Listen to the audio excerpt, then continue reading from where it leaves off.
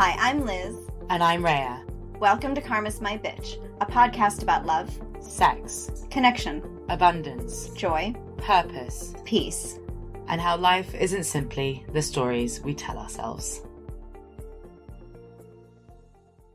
So we've just spent the past few episodes learning about how magical beings we can be when we're in 5D. Yeah. And we all get there by killing our karmic realities, right? Where we're effectively burning out our karma, our fear, and our egos. Yeah. And so we can become, that's all. If you think about it, it's not easy, but it is quite simple. That is enough just to get us to 5D. You don't have to go and perform any rituals. You don't have to go to a mountaintop, and you don't have to go on a year-long sabbatical through the world. Yeah. It doesn't take any of that. Burn out your fear, reclaim your power, understand that your identity will constantly shift as you do. Yeah. And as a result, start living your purpose. And everything else starts to fall into place. It really is that simple. And once you do that, you become a 5D magical being, right? The two go hand in hand, and that's really awesome. So this whole end of days thing that I think we talked about earlier in the season, the 2024, 2026, the world is ending. Is it ending? What the fuck is going on? The 3D tent poles are all coming down. Does any of that matter? And I feel like you asked that question one time. If I'm all happy and magicking my life and just doing cool shit, does the rest even matter? Right? Yeah. Why don't I just go off in my corner and just live my life and just let everything kind of fall apart? The thing is, it does matter. We do need to care about that. I know we've said before, you just do your 5D thing and let the rest crumble, right? But we don't get to, and that's how it is meant to be, where we're building 5D and helping to create that stuff. But we do also need to pay attention to what's going on the other side of the room, because it will impact us. It impacts us because, as we've said before, if we can get as many people to consciousness, just basic consciousness, we're winning. And I don't mean winning the war. I just mean that we are succeeding in terms of this 3D to 5D shift, which is all a matter of consciousness. We would love for higher consciousness to be a part of that equation, but if it's not at the moment, we can live with that. But if consciousness is effectively not being spread, as in if the world keeps imploding, there's going to be very little to create from. Okay. Or to create for. That's why it matters to us. Because you need something to create from. You can't create nothing. You can't. Rebuilding from nothing is hard. Because not only are you dealing with the physical reality of nothing in its place. I mean, some might argue a blank slate's great. Because then you can just... And we talk about blank slating your life a lot. Yes, it's true. But you need energy. You need consciousness to be able to enable creation. If you don't have any of that, the blank slate remains a blank slate. So because you're not destroying or creating, because there's just nothing. There's nothing left to destroy, and so there's nothing left to create with. Exactly. What can you really build from if so much is destroyed? Because also what ends up happening in that level of destruction, which is so catastrophic, is the destruction of spirit, right? And then you get into a place of despair, and then precisely people just basically just trying to stay alive, maybe. Yeah, but with so much trauma. Yeah, that we're having to wait for subsequent generations in order to heal that trauma before we can even move forward. Yeah. Right? I mean, think about it. Being an expat here, I can still say that y'all are really traumatized from the Psalm. How many people recount that story over and over and over again? I mean, no one is over World War I, let alone World War II. I mean, you've got two great wars that were fought with so many casualties that it is still embedded in your general populace's consciousness, right? And everybody's still wired for that storytelling.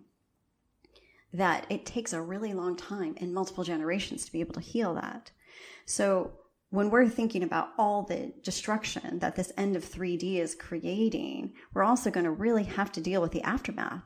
And all the trauma that end is, that end is sort of spreading. Yeah. And so that's why we're saying it. But if we can really get that consciousness raising as opposed to sort of running stagnant or dropping, we're going to be doing better.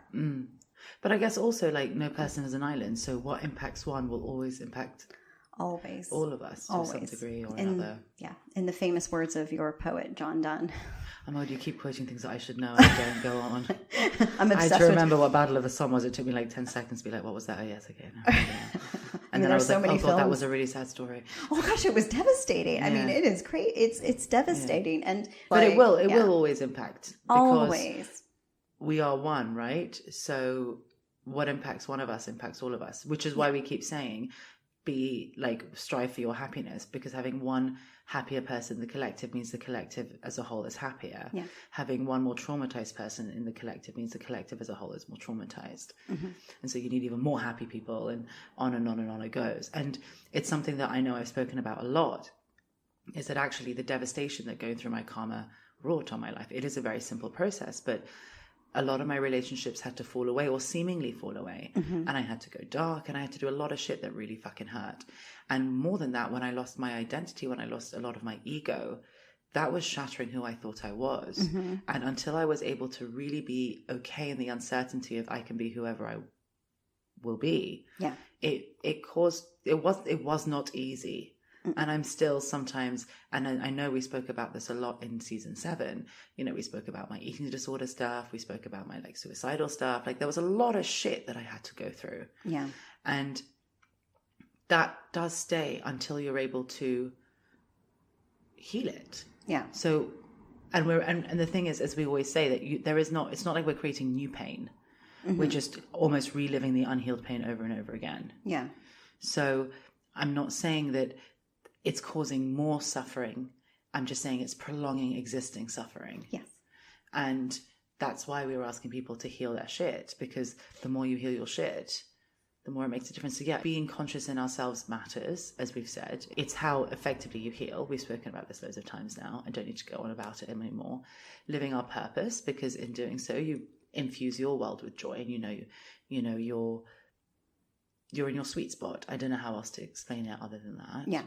You live in your sweet spot, but also in doing so, for some, they're serving the collective just by being that extra happy person in the collective. Yeah.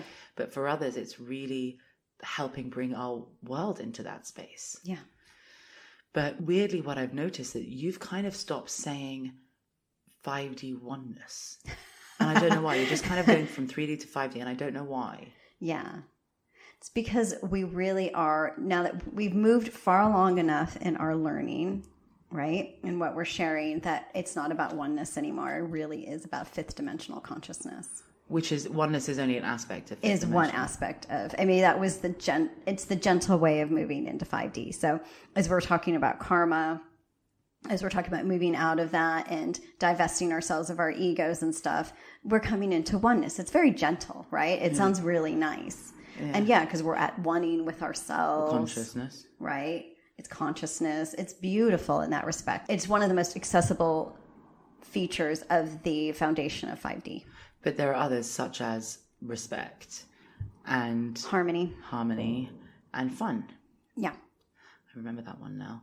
And those are a lot less accessible when you think that your world is all pain and despair, because then you can't allow yourself to have fun, and you believe that fun will continue. Yeah. Harmony, or your idea of fun is toxic and self-sabotaging fun. And then the other big one, obviously, is respect and tolerance and being unique. And in a world where we've been told that there's a right and a wrong polarity, being an outlier means being an outlier. We don't really know the true meaning of being tolerant. We don't really know the true meaning of respecting another. We don't really know the true meaning of seeing the divine in people we can't stand. Yeah.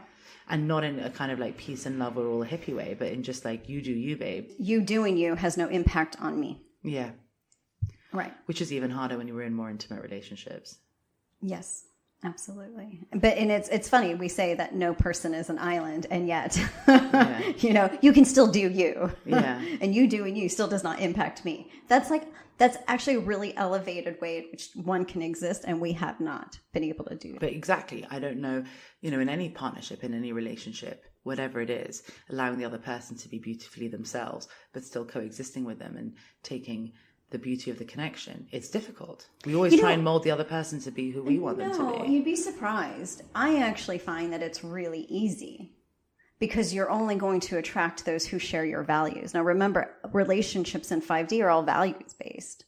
So if your foundation of your if the foundation of that relationship, whatever it is, even if it's like a working collaboration like ours, even if you and I have somewhat different worldviews, we share enough of these values that it's not a problem. Yeah.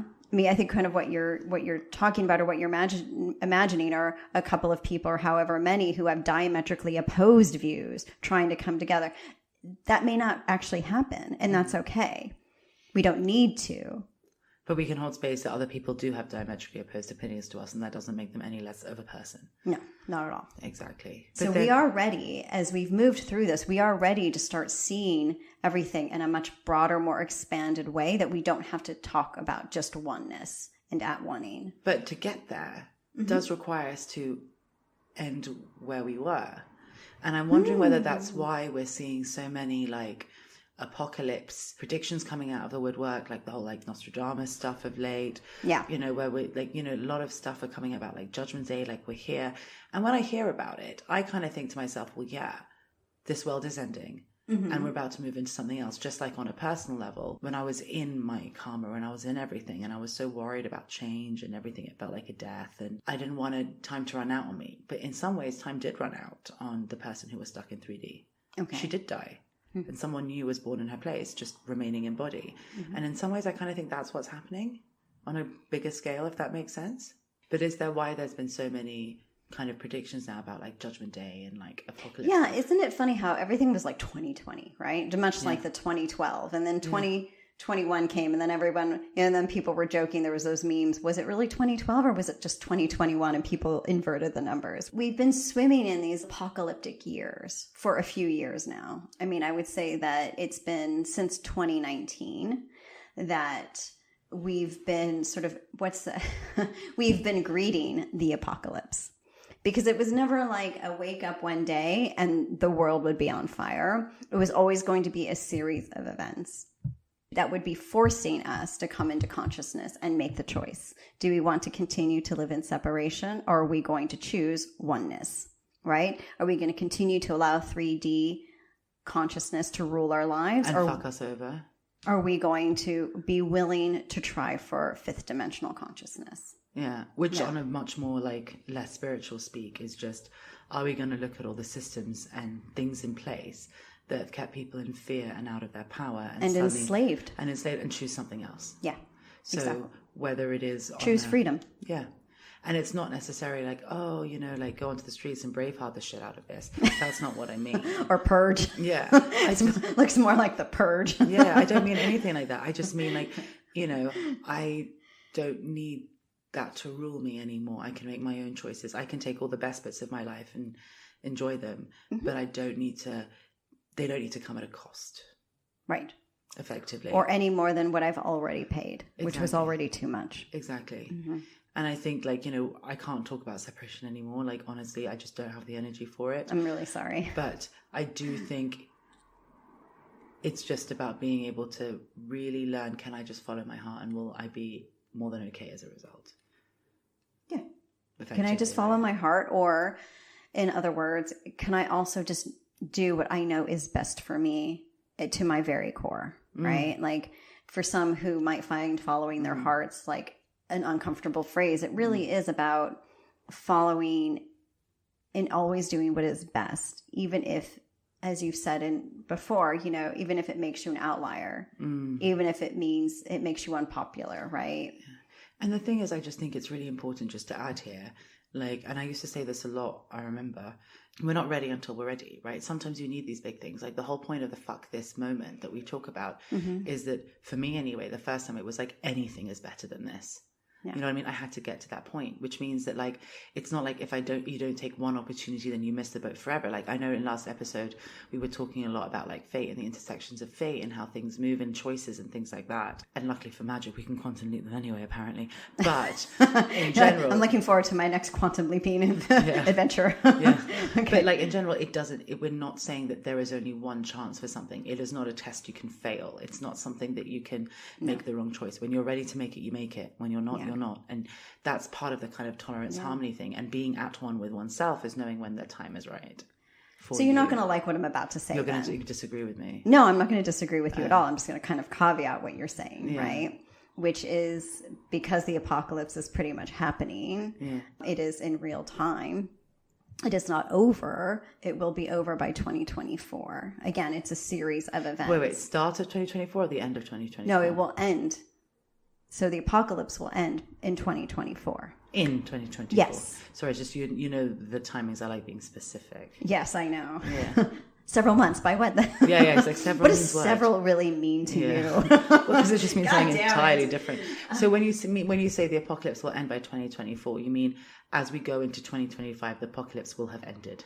Correct. As in, we will have seen the series of events which we could term the apocalypse, which is the ending of 3D and the destruction of the 3D tent poles. So 2024 will herald the end of that process and those series of events. And in that time, we will face the choice.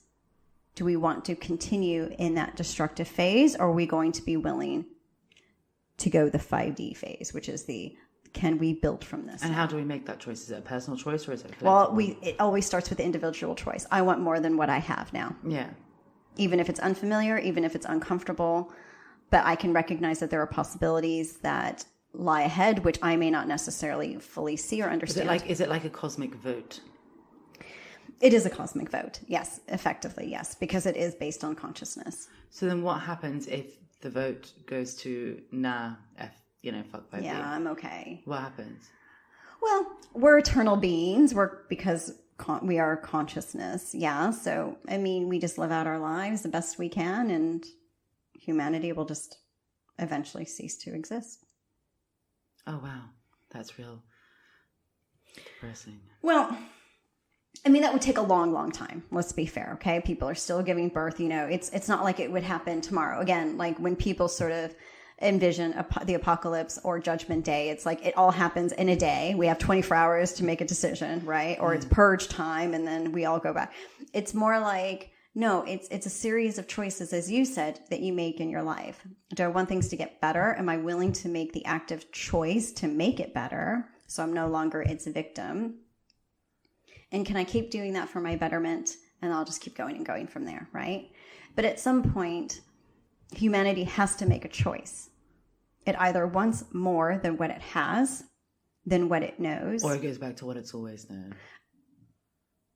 But if it does go back to what it's always known, it will eventually destroy itself to the point of no return. Okay, that makes sense. Which was the whole point of this to stop that 5D. Exactly. And because if we kept going in the 3D way, again, humanity would just destroy itself. Again, I think we said this in this season too. Technology will become so advanced that humanity's survival cannot be maintained. But we can't sort of keep trying to reinvent the wheel, right? Which is why we can't stay in 3D anymore either. So the only way in which humanity can really not only survive, but grow and evolve is if we have a major consciousness shift. And I don't mean to sound, I was like so excited that this season, I wasn't the doom and gloom person anymore. Too late. And like you asked, like, well, if the choice isn't made by 2024, can it be made in 2026? And the answer is yes, of course. We can always individually and collectively keep making these choices toward 5D. But then and I don't mean to sound this like in this negative way, but then we're not availing ourselves of the opportunities that would come if we got there sooner. Yeah, as anything. So we keep dragging ourselves across the finish in a way in which we just don't end up having the energy required. Yeah. So, it's like, will I have this? Will I do this? Well, sure you can, and you might get there, of course. But as I discussed in the previous episode about the big tapestry of fate, the longer we take in a particular segment, just kind of looping and looping, we don't get to avail ourselves of the other part of the tapestry in which the cool stuff really exists, right? And what are we doing then for all these new generations that want to come through and help humanity and introduce new concepts and build this 5D framework? They may not even bother to come in because where are the opportunities going to exist for them, right? Yeah. And so everything ends up having this knock-on effect. And I don't say that out of fear, like, okay, everybody hurry it up then so you make room. Well, you can only do when you're ready anyway, so what can you do? Yeah, but the goal would just be to get ready then. Can you just get there, please? Just try. Why not? What do you have to lose at this Well, can you juncture? just listen? Listen to yourself. Listen to what's going on around you. And this is what you said. I mean, people come into it in their own time, and it does take time. In divine time, it means nothing. But in human time, we are, everybody thought the apocalypse would take a day. And here we are like, oh, really? Since 2019, this is the amount of time. Like, I remember Ellen, I've been getting her cosmic times since late 90s. And a lot of the stuff she was saying, she was so far ahead of her time. I was like, but isn't that going to be happening now? And sure, a few years later, then you would see it. And you think, oh, okay. So then I started to understand that sometimes what comes through takes a lot longer to sort of see in the physical realm. So a lot of these changes, we need this consciousness shift to happen so those changes can actually surface when they need to. Yeah. You're like priming the soil. Yeah, exactly. Basically. So has there been a choice? No, I mean, as of now, the choice has not yet been made. As in collectively? Yeah, no. Because it's not like one person who's making choice. It's like a vote. No, it's collectively. I mean, again, we're looking for scale. We really need to tip the scales on this. So how many people have made the choice so far? Less than 1%. Most people have not chosen. They're still on the fence is how we would describe it. So okay. In terms of the people who have decided yes, they want change, you're looking at about 0.8%. Okay. And what percentage do we need to get to? About 20%. That's actually not that much. It's not really a majority vote. No, it's not. Again, you just need scale. You just need, and I think they said that in a previous episode, you just need enough people who can help carry the energy. So basically anyone who's doing any work like this, like, power to you right now. Yeah, exactly. Yeah. Okay, fine. Okay. Yeah, which is why in the previous episode, it was really important to talk about which is coming out. And 5D is going to take lifetimes. We've said that before, but this was the critical lifetime. Hence why the apocalypse has happened in this lifetime. Yeah. So we can make the choice for future lifetimes and future generations. So anyway, so it's like often when critical choices are being made, we're going to be forced to weigh the pros and cons. I mean, it's easy when you've done the work and you've done the karma work and the fear and the ego stuff. It just comes naturally. When you are in higher consciousness, the choice is made effectively, right? I am just going to follow my divine path. But I remember, you know what? I remember knowing that I had to make a choice, and it was the end of 2019. And it was like, in hindsight, like really not a big deal, but it was the idea, am I ready for 5D? I cried about it. I remember. I was so fucking dramatic. And it wasn't even like it wasn't like, oh, no, it was just like about doing something really small. And like, it wouldn't have been a big deal. It was something really simple, but I cried about it. And I thought that if I made a different choice, then my whole world was going to be forever over. And effectively I did it because I felt I had to, but it was not ironically by choice. You know what I mean? Like, it was something stupid, like sending a text or accepting something, or it was something really small. But I remember it, and it was like, I don't know, it was really weird. I forgot about that, but I remember that now. Yeah, it was like, so I get it. It's really hard to choose the unknown. It's really hard to be like, all right, will I survive? Especially since in 3D humanity was all about survival. Will I survive when I don't know what's coming? It's definitely something that I still deal with quite a lot. Yeah. You know, like, will I survive if I open my heart up in this way? Will I survive if I'm this vulnerable? Will I survive if I talk about witches on a podcast? Like, it's normal. Like, you know, it is all very scary. How else will you know you'll be okay if you don't know you've got your own back? And to take it one step further, to know that you are the universe, so therefore the universe has your back too. Yeah. But what happens if, in my personal, when I started actually like kind of walking the walk rather than just like wishing and daydreaming that one day I could, things started slotting into place. Is that going to be the same thing on a more global level? Absolutely. I mean, it won't be simple. Like as humanity kind of weighs the pros and cons of 3D, 5D, we're going to be swinging along with it, just watching it all kind of play out, like, you know, kind of getting bitch slapped, you know. Oh, how about fighting a skirmish over there? Let's play out the destructiveness of war one more time. Yeah. Let's just kind of see, was that a good idea? Yeah. You know, it's going to be like, we're just going to see all these ways in which shit will play out. So people can kind of understand again, like, if I make this choice, how ugly is it going to get? Yeah. Yeah. And so we're just, and that's the point of these days, right? Yeah. But when it's a yes. the 5D framework building can really begin, and we'll start seeing movements toward cooperation. It's not going to be smooth or easy, though, where I think the Pollyannas who imagine 5D are like, oh my gosh, so we're all just going to be holding hands. Well, only 20% of people have said yes. You've got 80% of people who haven't. Well, there's always going to be a percentage of people who are just going to stay on the sidelines and just do whatever the majority does, right? That's not going to necessarily change. And if it is a no, if we don't get critical mass, then stasis will rule. And if stasis ends up ruling, the evolution will revolve entirely around technology as opposed to consciousness. Like, so for example, at the moment, we have so much technology, but we're still playing out the same issues, of like greed and fear and the way we handle sex and the way we handle kids and the way it's just another platform for which we play out all our bullshit. Yeah. So that's what will continue happening. So technology will evolve, but we won't be using it any better. No, exactly. And so the more it ends up evolving, our humanity cannot be sustained because we won't be able to keep up with it. Okay. You said that before, and it makes me sound like the robots are coming to get us. Okay, because this is all feeling quite downer, like do all. It is, and I really feel I hate that. I hate it so much because we've been like, I swear, after like one of our episodes, I was like high for like 6 hours. Yeah. I felt so good, and I felt, dare I say, magical. That I was like, yes, this is a season where I can like be the bearer of good news, and now I'm like, why are we having to record this one? But I do think part of that has a lot to do with this is why we all need magical people in our lives, in our world. And we need them out there and sharing their gifts and bringing what they can to humanity, because that was the whole point of coming into body as witches and warlocks.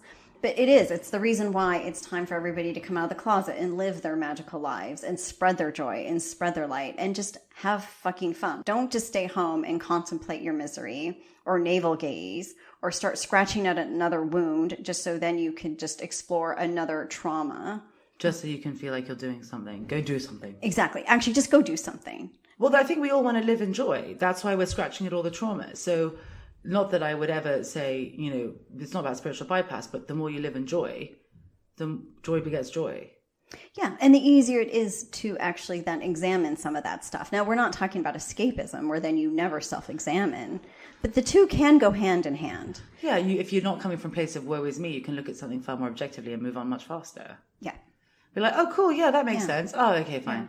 And that's the end of that one. Right, or at least kind of intersperse the joy between the misery, so that way it's not just all straight misery. Nobody wants, I don't want to see anybody go through that anymore. And also, if we're going to keep talking about 5D being about harmony and fun and joy and all these magic and all these really cool things, we actually have to embody it so that more people want to choose it, because otherwise there's no upside, because we're saying work through your shit and be marginally happier.